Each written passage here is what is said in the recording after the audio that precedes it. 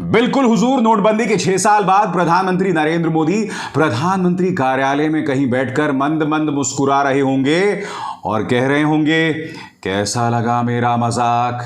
कैसा लगा मेरा मजाक? जी हाँ, इस मौके पर मुझे बस एक ही चीज याद आती है। नहीं नहीं नहीं नहीं नहीं, कोबरा नहीं, वो कपिल शर्मा शो में बार बार नहीं कहा जाता। जी हां, देश को हासिल हुआ है एक बहुत बड़ा बाबा जी का ठुल्लू। 6 साल गुजर चुके हैं दोस्तों, और अब प्रधानमंत्री नरेंद्र मोदी या भारतीय जनता पार्टी का कोई भी नेता नोटबंदी की बात नहीं करता है। मैं आज आपको बतलाने वाला हूं कि 6 साल बाद देश के साथ नोटबंदी के नाम पर कितना बड़ा मजाक किया गया था। आपके सामने यह बड़ी खबर दोस्तों, नोटबंदी के हुए 6 साल, देश में 21 अक्टूबर 2022 तक नकदी का इस्तेमाल 30.88 लाख करोड़ के रिकॉर्ड स्तर पर पहुंच गया है। यह दर्शाता है कि 6 साल बाद भी देश में नकदी का भरपूर इस्तेमाल जारी है। नकदी का जोरदार इस्तेमाल किया जा रहा है दोस्तों। बड़ी बड़ी बातें की गई थी डिजिटल इंडिया को लेकर, मगर उसमें कुछ नहीं हुआ है। नकदी का रिकॉर्ड स्तर पर इस्तेमाल, मगर मुद्दा आज वो नहीं है दोस्तों। मुद्दा आज यह है कि हमें यह भी वादा किया गया था कि आतंकवाद की कमर टूट जाएगी। धारा 370 हटेगा तो कश्मीर के अंदर आतंकवाद की कमर टूट जाएगी, मगर 6 साल बाद कश्मीरी पंडित जो हैं वो घाटी से पलायन करने को मजबूर हैं। पिछले 200 दिनों से कश्मीरी पंडित जम्मू में प्रदर्शन कर रहे हैं, मगर इनके आंसू पोंछने कोई नहीं जा रहा। वो विवेक रंजन अग्निहोत्री जिसने उनके दर्द पर खूब मालपुआ खाया, खूब पैसा कमाया, वो अनुपम खेर जिसने खूब कमाई की कश्मीरी पंडितों के दर्द पर, मगर कोई उनकी पूछने के लिए नहीं जा रहा है। मगर आज हम बात कर रहे हैं नोटबंदी की दोस्तों। याद है आपको, आज से 6 साल पहले किस तरह से कई वैज्ञानिक अवतरित हो गए थे। तिहाड़ जेल में पत्रकारिता का नाम रोशन करने वाला एक वैज्ञानिक सामने आ गया था जिसे 2000 नोट के अंदर चिप भी दिखाई दे गया था। सुनिए 30 सेकंड का यह मजाक, फिर मैं उसकी चर्चा करता हूं। काले धन पर रोक के लिए लाए जा रहे 2000 रुपए के करेंसी नोट को बनाने के लिए state of the art nano technology का इस्तेमाल होगा। ये एक नई बात होगी। 2000 रुपए के हर एक नोट पर NGC यानी नैनो GPS चिप लगा हुआ होगा। इसके काम करने के लिए किसी पावर सोर्स की जरूरत नहीं पड़ती। जी हां, मास मीडिया के जरिए इस तरह से जनता को भ्रमित किया गया, यह बतलाकर कि उस नोट के अंदर चिप है और काला धन ढूंढने में मदद मिलेगी। यही नहीं, यह अकेला पत्रकार नहीं था, यह मोहतरमा भी आज तक न्यूज चैनल के न्यूज रूम में खड़े होकर बोल रही थी कि साहब 2000 नोट के अंदर चिप है। अब आप कहेंगे 6 साल में क्या बदला? 6 साल में यह बदल गया है दोस्तों कि पहले, यानी कि 6 साल पहले दोनों वैज्ञानिक अलग अलग न्यूज चैनल में थे, मगर अब 2000 नोट में चिप ढूंढने वाले अब दोनों वैज्ञानिक एक ही न्यूज चैनल के अंदर आ गए हैं। इनको वाकई शर्म नहीं आती दोस्तों। कम से कम 6 साल के मौके पर इन पत्रकारों को माफी मांगनी चाहिए कि तुमने सरकारी प्रोपेगेंडा का हिस्सा होकर देश को भ्रमित किया, देश को झूठा बनाया, और यह वो देश है दोस्तों जिसे किसी मुद्दे पर भ्रमित कर दिया जा सकता है। मैं आपको बतलाना चाहूंगा दोस्तों, आपके स्क्रीन पर वही पत्रकार जो यह बतला रहा था कि 2000 नोट के अंदर चिप है, किस तरह से जो जनता आज से 6 साल पहले लाइनों में खड़े होने को मजबूर थी और इन्हीं लाइनों पे खड़े होकर करीब 150 लोगों की मौत हो गई थी, उस जनता के बारे में यही तिहाड़ी 2000 के नोट के अंदर चिप ढूंढने वाला पत्रकार क्या बातें कर रहा था आपके स्क्रीन पर। लोग फिल्म की टिकट खरीदने के लिए लंबी कतार में खड़े हो सकते हैं, क्रिकेट मैच देखने के लिए घंटों लाइन में इंतजार कर सकते हैं, दुकानों में सेल पर सामान खरीदने के लिए बाहर लाइन लगा सकते हैं, आईफोन और जियो का सिम खरीदने के लिए पूरा दिन लाइन में खड़े हो सकते हैं। लेकिन इस बार बैंक और एटीएम के बाहर खड़े होने में उन्हें समस्या है। ये 2 तस्वीरें देखिए। पहली तस्वीर में दिल्ली के लोग H&M स्टोर के बाहर लाइन में खड़े हैं ताकि उन्हें पहले दिन का अतिरिक्त डिस्काउंट मिल सके। दूसरी तस्वीर में लोग दिल्ली विधानसभा चुनाव से पहले शराब के लिए लंबी लाइन में खड़े हैं। अब आप ही सोचिए, इस तरह से यह पत्रकार जिसने 21 दिन के लिए पत्रकारिता का नाम रोशन किया था जेल के अंदर, जनता को शर्मिंदा कर रहा था कि तुम सेल के लिए लाइन में खड़े हो सकते हो, मगर नोटबंदी जब होती है तो बैंक के सामने नहीं खड़े हो सकते। सबसे पहली बात, सेल जैसे शब्दों का जिक्र इस पत्रकार को नहीं करना चाहिए था, क्योंकि हम सब जानते हैं यह वीडियो सामने उभर कर आया था जिसमें कथित तौर पर यह आदमी 100 करोड़ की वसूली कर रहा था और इसी के चलते यह 21 दिन तिहाड़ जेल में था। इसलिए भैया सेल की तो तुम बात मत करो, नंबर 1।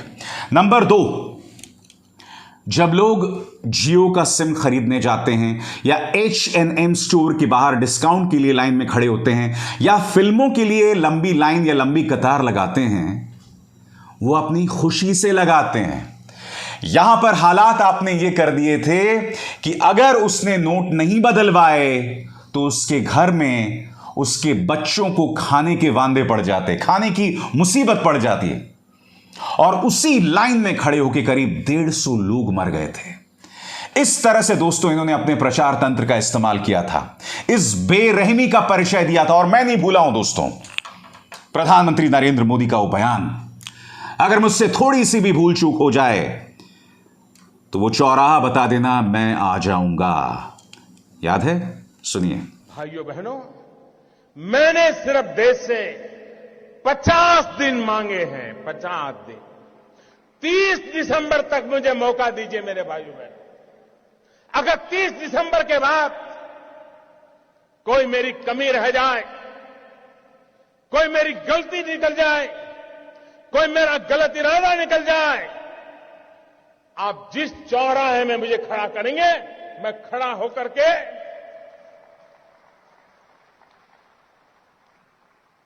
देश जो सजा करेगा वो सजा भुगतने के लिए तैयार हूं। तो प्रधानमंत्री, वो चौराहा आज भी आपका इंतजार कर रहा है। इसलिए नहीं कि जनता आपको अनाप शनाप कहे, नहीं, हिंसा की निगाह से नहीं, बल्कि आपकी जवाबदेही तय हो। कोई मीडिया आपसे सवाल नहीं करता कि 6 साल पहले जो आपने नोटबंदी की थी उसमें कितने लोग मारे गए, छोटे छोटे धंधे बर्बाद हो गए, एक देश की इकोनॉमी जो सही पटरी पर थी उसे आपने रौंद कर हटा दिया। और फिर इस देश के अंदर घटिया राजनीति का वो दौर शुरू हुआ जिसमें धर्म के नाम पर लोगों को धतूरा चटाया गया, ब्रेन वॉश किया गया। और फिर आपके सामने देश का इतिहास है, क्योंकि बीजेपी समझती थी कि नोटबंदी जैसे सुसाइड के बाद अगर जनता का ध्यान भटकाना है तो यही तमाम हरकतें करो, धर्म के नाम पर और हिंसा के नाम पर, नफरत के नाम पर लोगों का ध्यान भटकाया जाए। आपके स्क्रीन पर दोस्तों उस वक्त आज से 6 साल पहले ऐश्वर्या राय बोल रही थी कि प्रधानमंत्री नरेंद्र मोदी ने महान कदम उठाया है, इससे जरूर देश को फायदा होगा। कहां है ऐश्वर्या राय आज? रवि शास्त्री न्यूज 18 को इंटरव्यू दे रहे हैं यहां पर आज से 6 साल पहले कि देश को बहुत फायदा होगा। यह बात अलग है कि इन दोनों में से किसी ने हमको नहीं बताया कि भैया देश को क्या फायदा होगा।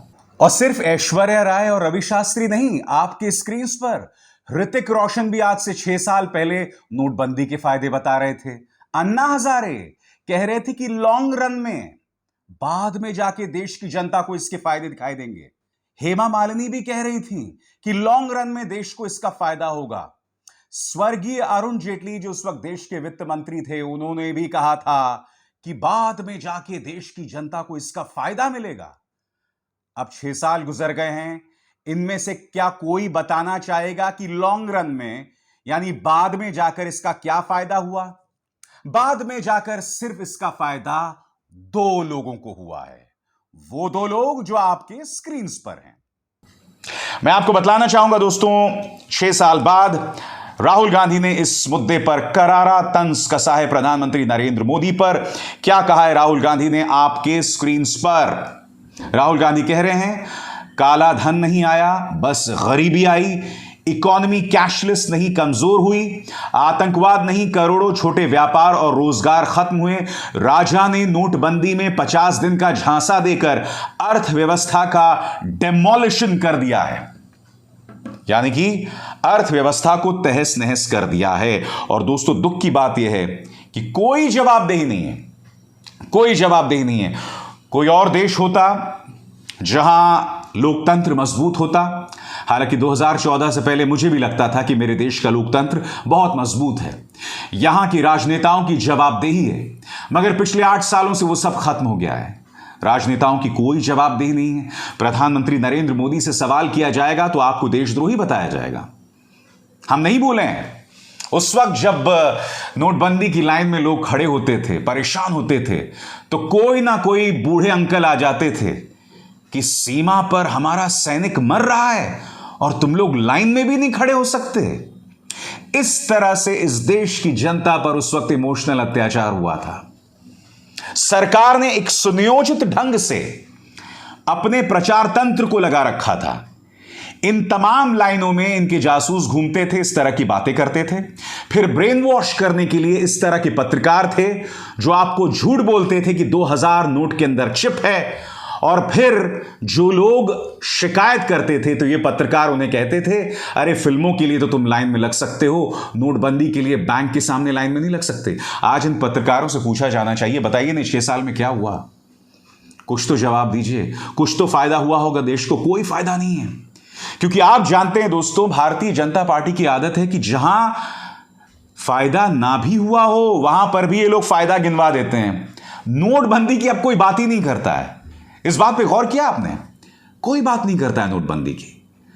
उसके बाद जितने चुनाव हुए किसी ने उसकी बात नहीं की, क्योंकि आप जानते हैं नोटबंदी का क्या मकसद था। उत्तर प्रदेश के चुनाव थे और आप चाहते थे कि जो विपक्ष है उसकी आर्थिक कमर को पूरी तरह से तोड़ दिया जाए, और हुआ भी यही हुआ। जो क्षेत्रीय दल थे उत्तर प्रदेश के अंदर, यानी बसपा और समाजवादी पार्टी, दोनों की ऐसी तैसी हो गई, खासकर बसपा की। मकसद वही था, मगर इसकी कीमत पूरे देश ने चुकाई। प्रधानमंत्री आज भी वो चौराहा आपका इंतजार कर रहा है। अभिसार शर्मा तो आपसे सवाल पूछता रहेगा, मगर ये 2000 नोट में चिप ढूंढने वाले वैज्ञानिक आपसे कभी सवाल नहीं करेंगे, क्योंकि ये आपके प्रचार तंत्र का हिस्सा है, आपके दुष्प्रचार का हिस्सा है। ये लोग सिर्फ जनता को भटकाएंगे, समाज में सिर्फ अराजकता फैलाएंगे और उसके अलावा कुछ नहीं। अभिसार शर्मा को दीजिए इजाजत। नमस्कार।